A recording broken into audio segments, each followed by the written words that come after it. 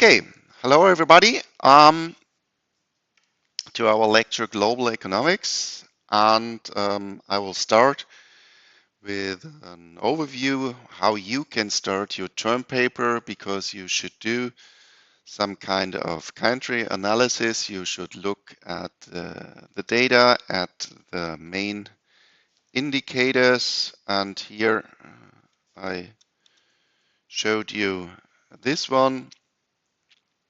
Yeah, the main macroeconomic indicators: inflation, unemployment, interest rates, government debt, current account, trade to GDP ratio, maybe exchange rates, economic growth. And if you take these two, then I think, yeah, the guy who has chosen Netherlands, it's of course, yeah, very interesting to have a look, as the Netherlands, due to the harbor Rotterdam, is a great, a large trader in the world, to have a look at exports, but also for everybody. Maybe you can have a deeper look to exports and imports and the regional diversification and diversification in goods and services. So just have a look, what are the main goods the country is exporting or importing, and what are the main destinations where the country is exporting, or from which countries they get the most of their goods and services. And I think this I could also open. This would be quite good. Term paper, I think here.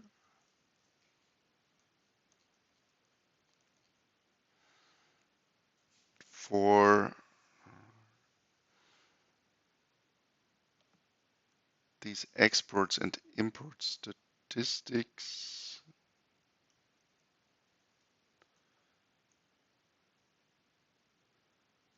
especially this source here. Well, maybe I just also already opened this.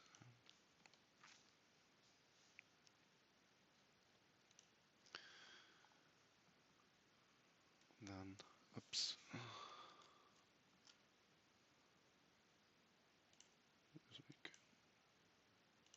Close all. This was all my testing, which kind of software I can choose to record. And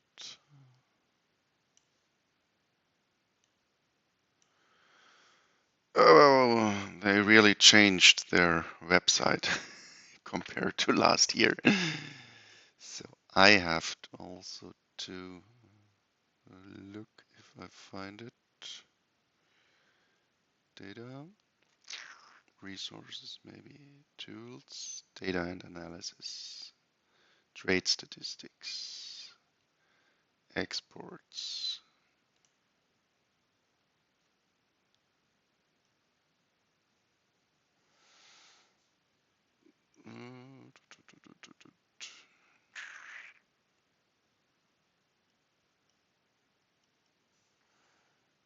Whoa, this really changed.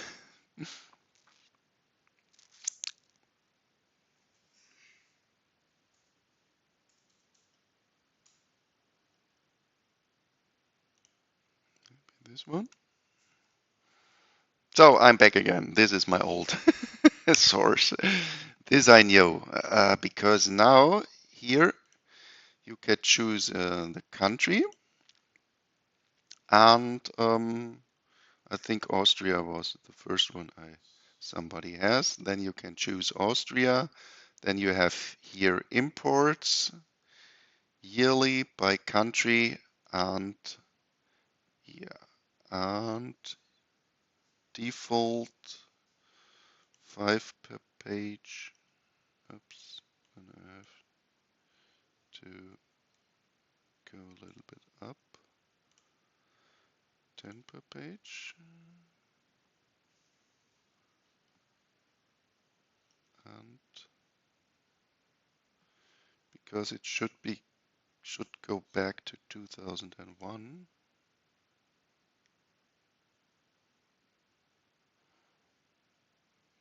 Column 20 here we are, and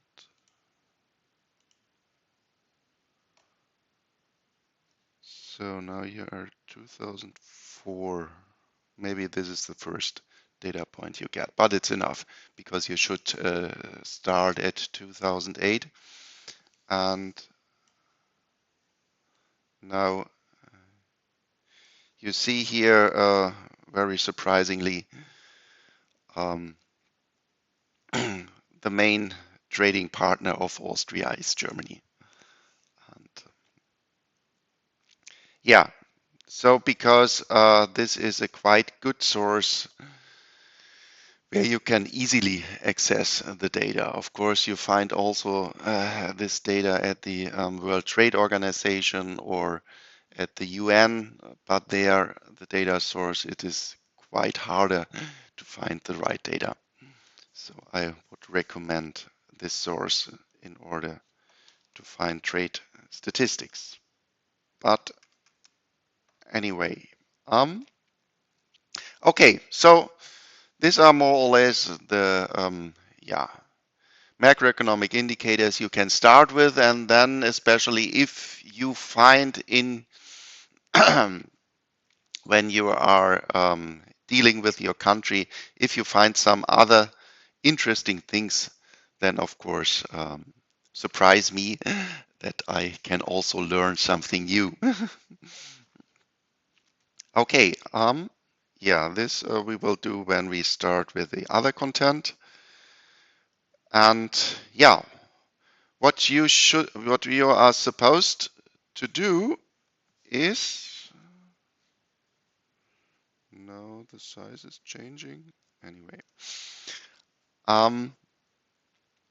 you should look at the data beginning from the global financial crisis, roughly 2008, and looking at the data. And yeah, what you supposed to find is the business cycle within this time. So it is roughly 15 years. So roughly you should maybe find 2 business cycles there, but then go back in time. We had the Corona crisis. We had maybe other crises within your country. We have the turmoil due to the Ukraine war. And this, of course, everything is changing, of course, also the economy. So I would doubt that you really find a classical business cycle because very much happened in the last 15 years. And for the longer perspective, you can maybe also identify something like the general trend of your economy. So is it growing very fast on average during the last years compared to other countries, or so did it quite well, or did it not that good? So maybe you can also find a hint for the general trend of your country. So not only describing the actual data you will find, but maybe you can also take some information for the general performance of the country out of the data. And yeah, this then means I think everybody of you has already entered my macro course, that you should also deal with the so-called potential output, because the potential output, this is the long-term trend where the economy is fluctuating around. And remember that potential output is, of course, only a theoretical concept. You cannot really find the data for it. But if you, for example, go to the OECD, there you will find also an estimate for the potential output of your country. And what is potential output? Potential output is the potential maximum amount an economy can produce over the long run. So production at full capacity, and more specifically in normal times, so to speak. So if more or less everything is okay, there is no crazy guy invading his neighbor country, and what would be then if you make no overtime in your country and something like this? What would be then your general output in these times? And yeah, this we can also, for this we also find definitions here from the IMF. Potential output is the maximum amount of goods and services an economy can turn out when it is most efficient. There I would say most efficient. This is quite funny because something is efficient or something is not efficient. There is no more efficient. But anyhow, that is as full capacity. As I already mentioned, often potential output is referred to as the production capacity of the economy.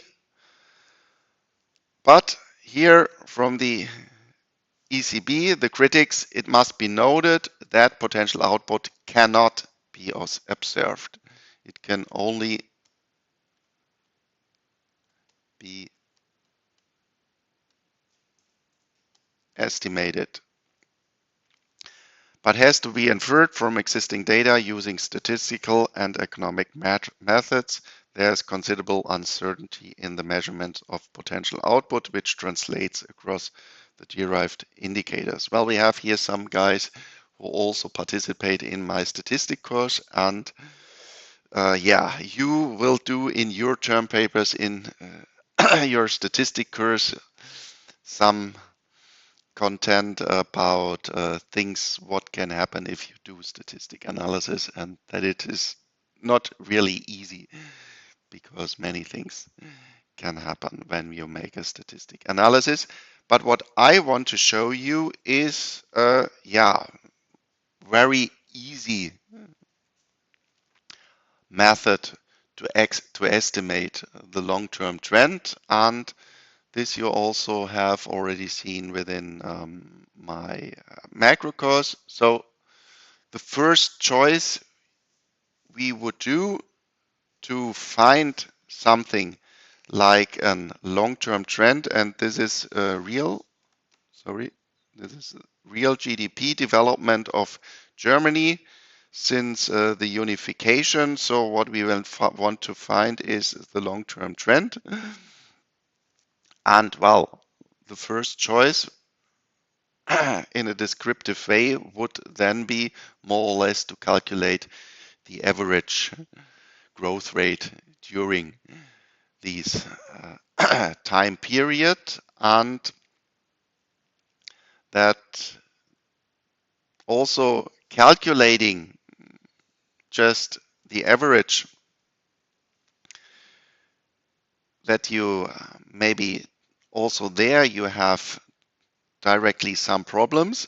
This I will show you that we for Germany here will start to calculate the average growth rate beginning from the unification just until the time when Corona happens. And then we show then we will have a look if we go further, 1 quarter, 2 quarters, 3 quarters, 4 quarters, how just moving in time only 1 quarter will change the average growth rate. And this will be in such a turmoil like the pandemic, really dramatic. You will see in a minute.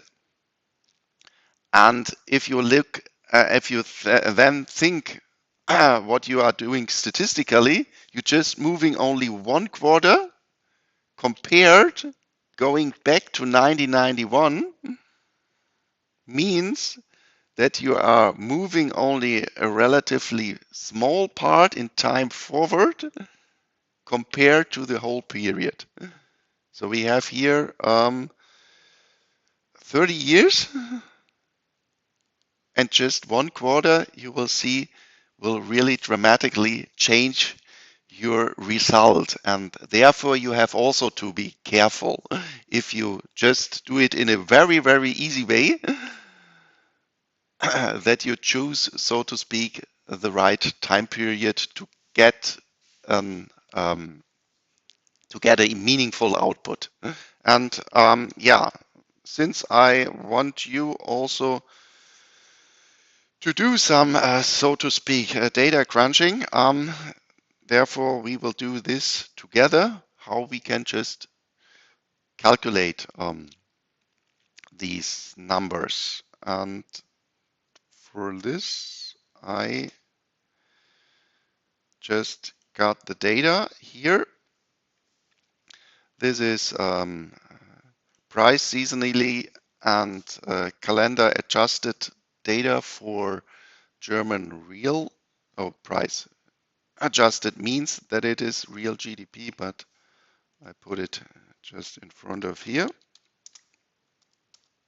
So this is just our index, and 2020 is set to 100. If we go down here to 2020, then you see, hopefully, if we sum this up,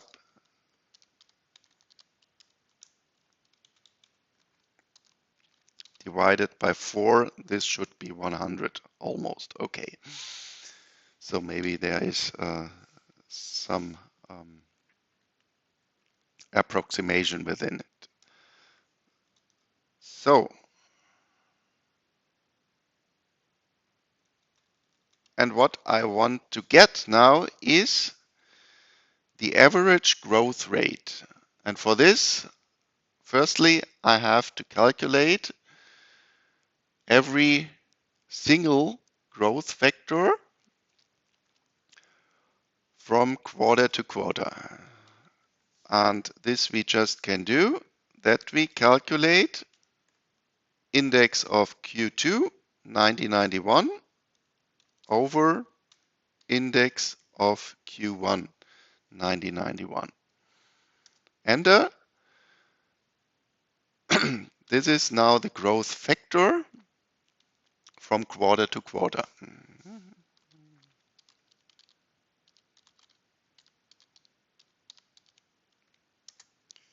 QOQ.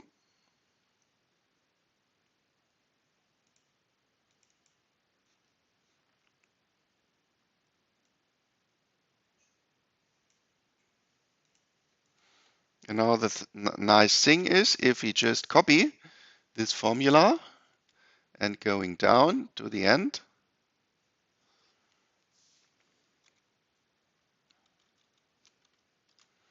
then I have every growth factor QOQ. So if we click in here, then you see these two are highlighted, and this is the other growth factor. Okay, then just put in a new.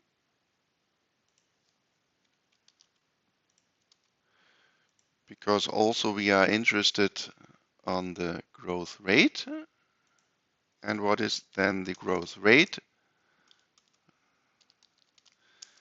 The growth rate is just growth factor -1. This one -1, that is the growth rate.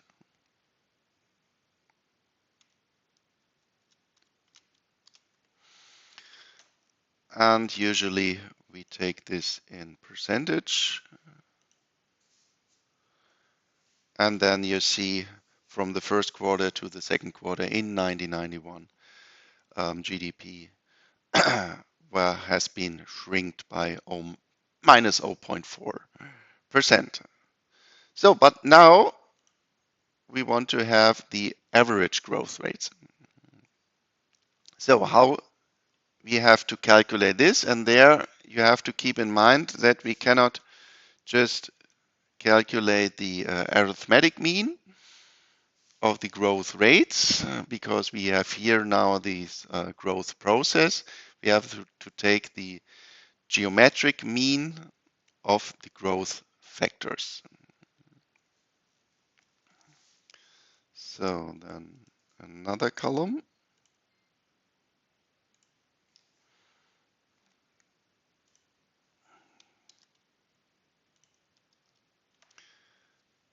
So this then means is geometric mean of this growth factor. Well, starting the geometric mean of one growth factor is of course the growth factor itself. But again, I want to use the possibility to directly calculate every growth, every average growth factor, and therefore I start just with this and taking here also from D5 to D5 means just take the average of one growth factor. And what I can do now is, because I want to copy this, we don't want to have in percentage percent, so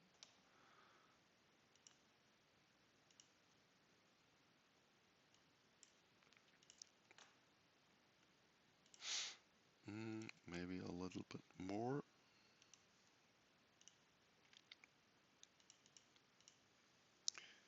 And this one. And since I want to have here the average of these two numbers, then I have to fix the starting point. And fixing the starting point in Excel, maybe you know it, means that I just put here the dollar sign in front of this. And if I now copy this here, oh, this was the wrong one. Or no, it's okay, yeah. So if I'm clicking now in here, then you see that I have the average of these two cells here. And now I just can copy this down here.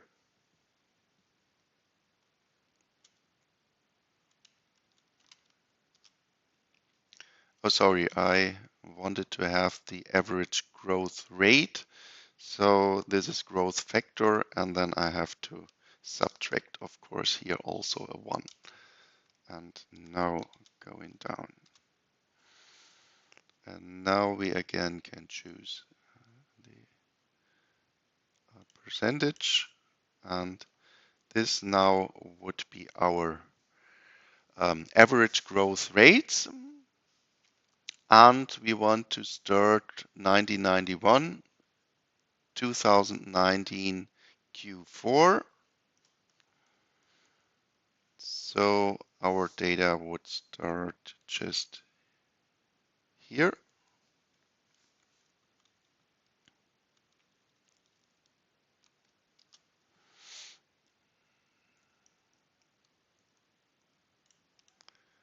And oops, let's put it in and percent again.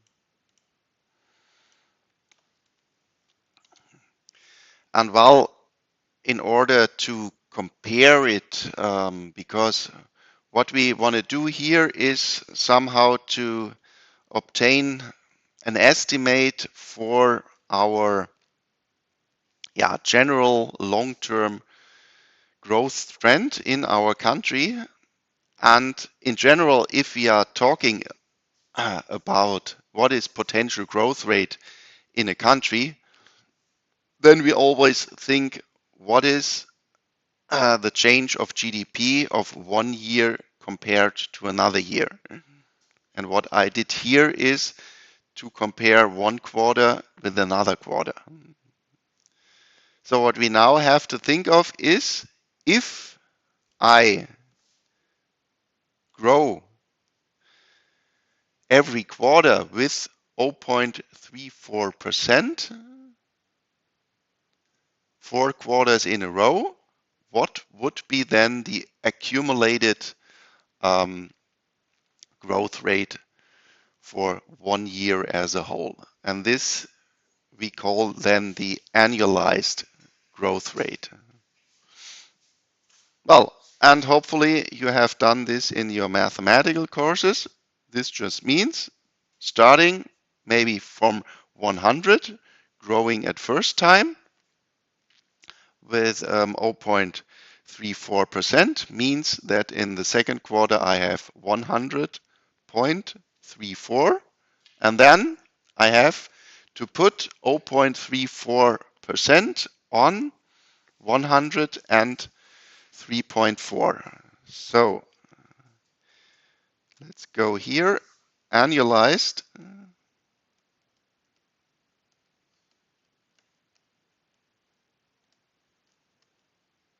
growth rate just means what?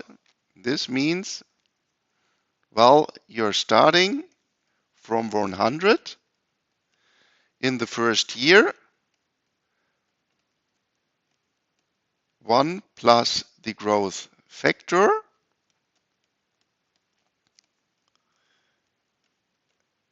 in the first quarter, then taking this number and again putting 0.34% for the second quarter,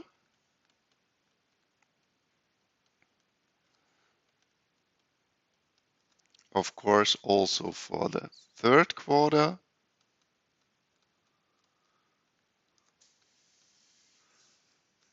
and for the fourth quarter. So actually what you are doing, you're doing it 4 times in a row, and altogether this then just means taking the quarterly growth rate, growth factor, up to the power of 4, and again coming to annualized growth rate, then means taking the quarterly growth rate up to the power of 4 and subtracting -1 is growth rate annualized averaged. Okay, then doing this would mean within this cell we have to do 1 plus growth rate, oops, yeah,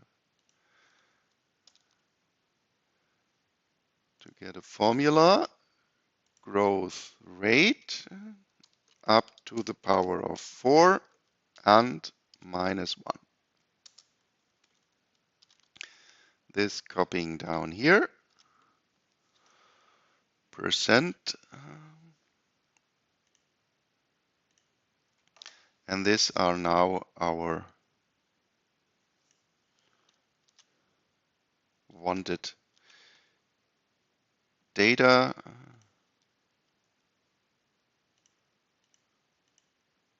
Oh, this is a picture then. Let's just take this one.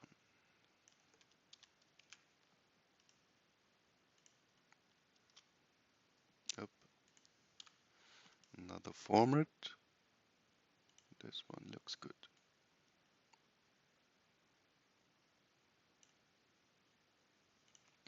So, and now what I already mentioned is, well, I'm looking more or less at the last 30 years and, so to speak, potential output growth rate as an estimate, roughly 1.4%. If I go just at the starting point of the pandemic, and then going into the summer of the first wave of Corona, this dramatically dropped down from roughly 1.4% to 0. roughly 95. So almost a drop of 0.5 percentage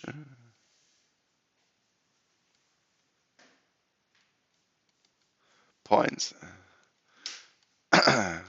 Well, and if you think of an investment, a long-term investment over 5, 10, 15 years, a difference of 0.5 percentage points means a dramatic change where you end up after 10 years. And since we want to have here an estimation for a long-term trend for the next 5 years, for the next 10 years of a country, therefore, you have to be really careful at which time period you look. Because then if you here now look at the next 5 years, then fortunately, during the pandemic, we went up again. Then you see here more or less the second wave of the pandemic going down again, going up again. Every summer, everything was quite okay. And during autumn and winter, we dropped down again. But then you see here, well, okay, before the pandemic, we had maybe roughly 1.4, 1.5% of potential output. But then, unfortunately, we see just from a descriptive look at the data that we are now here maybe roughly by 1.2%. And yeah, for this, then you can say from this descriptive, very simple analysis, we could say, well, maybe we see during the last 5 years a drop of potential output in Germany. From a long-term perspective, from just calculating the long-term average growth rates. Well, and this, of course, is not very surprising. If we look here at the index, then you see after Corona that we are more or less flat. And if you look then at this data, then you even could say, well,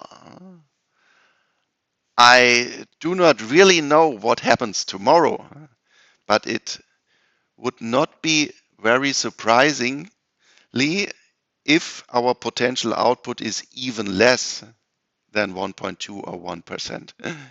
Because this would mean, if we take this long-term average, that we say, okay, it's going up again. Because during the last 20, 30 years, we had this general upward trend. But now, during the last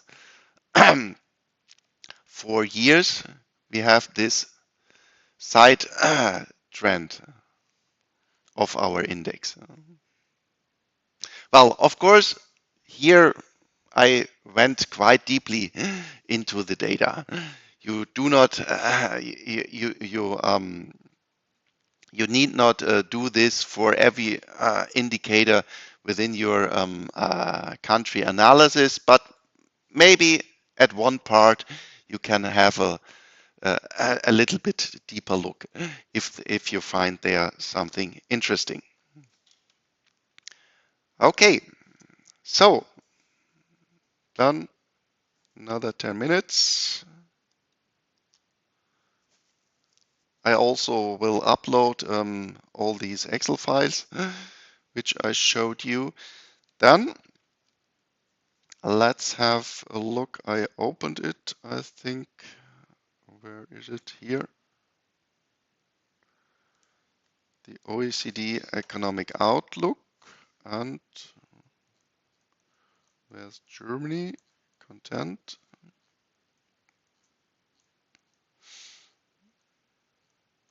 World.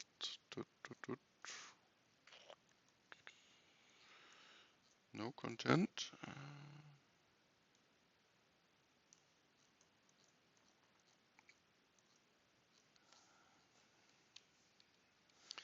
Maybe this one.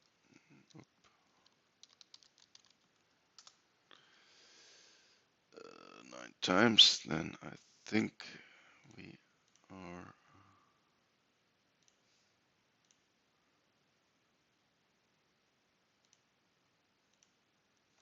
No. Where are the countrysides? Labor market.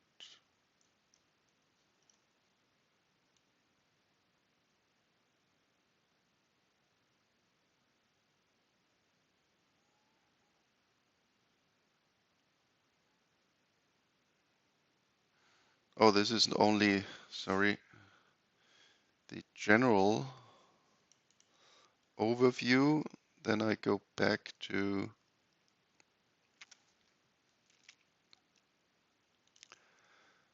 the May. I think here I have also, and this one should find also for the September OECD Outlook. And here we find then Germany.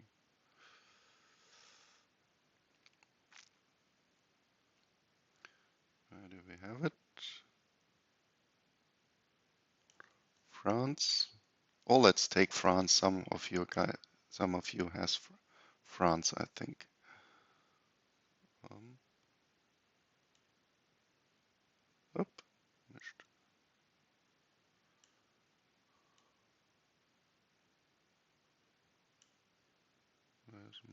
Where are my tools to make it larger?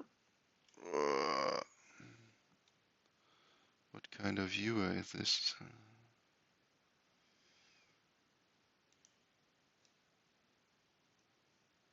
There it should be. Or no.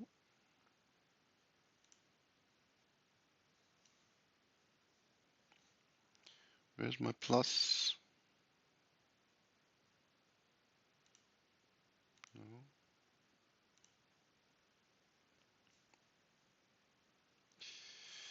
No. My task list.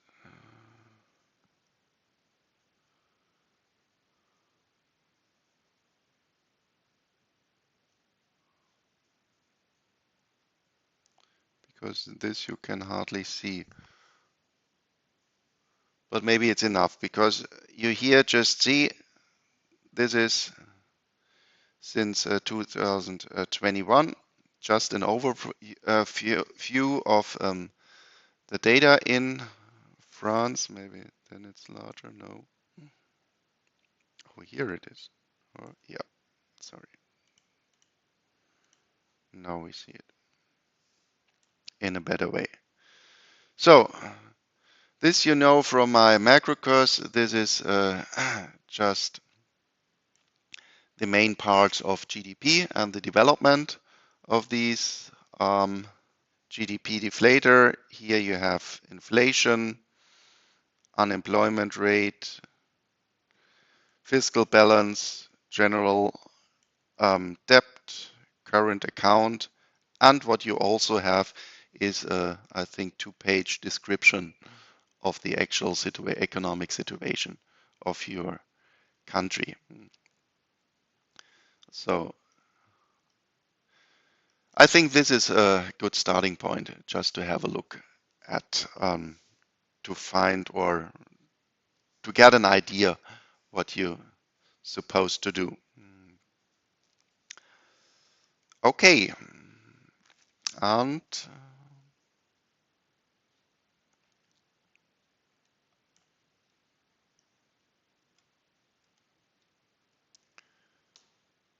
then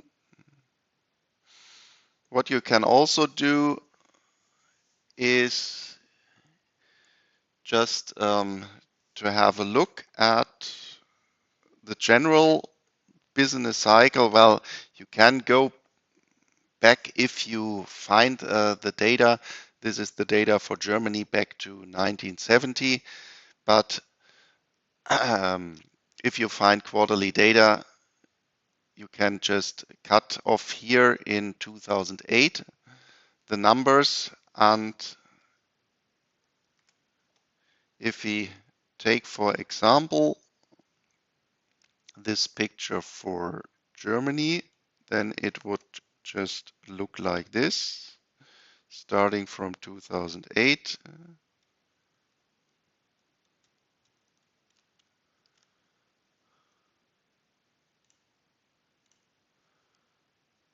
Let's put it in here.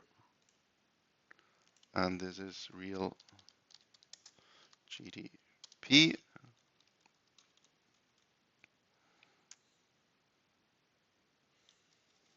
And if you create maybe some kind of these diagrams, maybe you know already how to do it.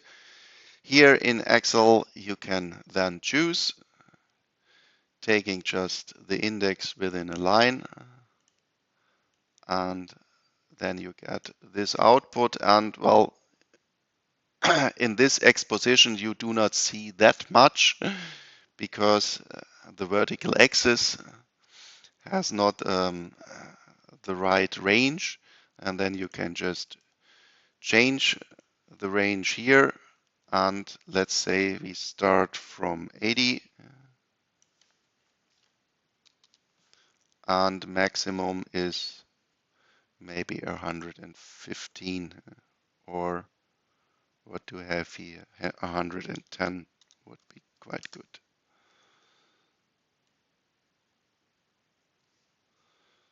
Or even 85, it's better.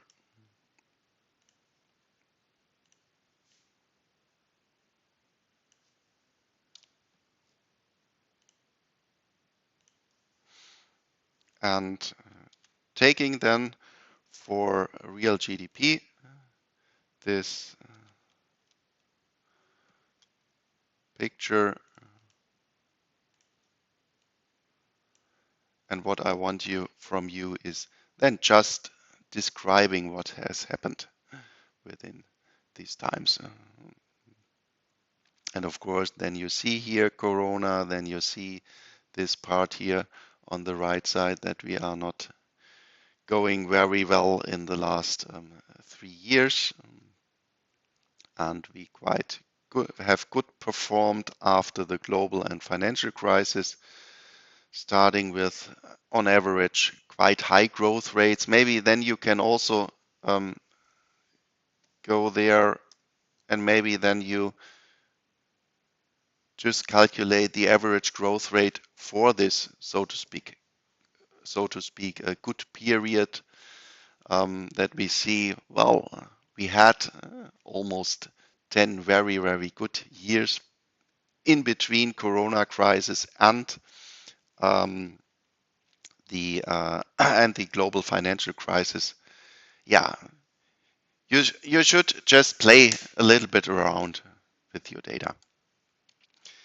Okay, but now we are ready, and what I will do then with you on Wednesday is I just go through the other parameters, and here I also put you directly the sources you can click on. Maybe you find then by your own the data for Germany, and I go then through inflation, unemployment, exports and imports, exchange rate, and so on. And after this, hopefully you have a good idea what to do. And then we will do this description of the second part of your term paper when I want from you just a little econometric analysis when we are then correlating unemployment and the output together. Okay, then that it is for today, and we see at Wednesday. Then is my question, because on Wednesday I have only one lecture. Are you then in presence in here? Because otherwise I could do it digitally. You're here? Hmm? Okay. The other guys, you are you will participate online?